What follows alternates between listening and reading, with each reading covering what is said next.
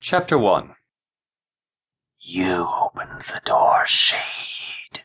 The Sandman rasped. Close it at your own peril.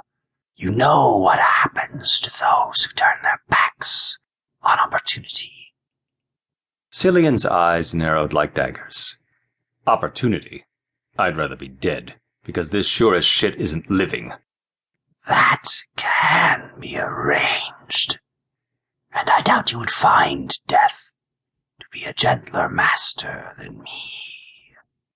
The Sandman paused, a smile working its way across his thin, dusty skin. Not to mention, if you are truly dead, you can never go back. The other realm will be closed to you forever. Cillian gave a derisive snort. Go back? That's a lie you've served me for centuries, a beautiful lure to which I am no longer attracted. Wave it somewhere else and see what you plucked from the mire. It is no lie. Perhaps you were not worthy before. You have served well. It may be time to revisit your arrangement. Spare me your petty lies. You and I both know I'm damned here. Hell has nothing in oblivion. Cillian laughed coldly. Just give me the fucking jar. The Sandman's hand reached out, a whispery cloud of dust, rising into the air as it moved, and placed the small silver jar into his palm. Take it, Shade. Go and fulfill your obligations. You have a debt to me. The Sandman's eyes were hard as he smiled. Cillian turned his back, shoving the jar in his pocket. He flipped the hood over his head and called out over his shoulder as he broached the threshold of the other realm, I am beholden to no one, not even you. She ran through the darkened night, her bare feet slapping on the frozen ground, the skirt of her nightgown billowing behind her, trapping her legs as she moved. Snow fell in a blinding cascade of white, obscuring her vision, but still she ran, the icy hand of fear closing over her heart.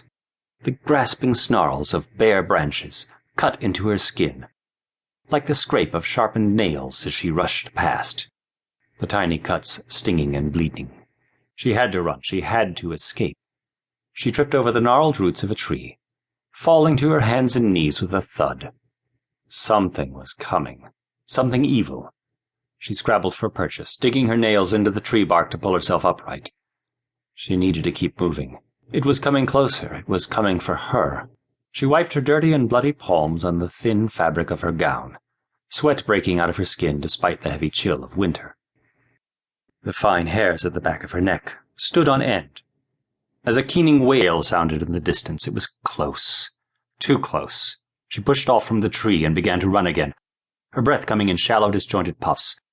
Her feet were numb from the cold and the wet, and a piercing burning worked its way up from her toes into her calves.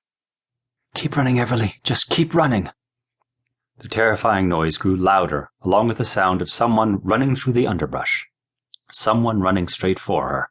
Her heart pounded in an erratic rhythm, and her mouth went dry. She wasn't going to make it.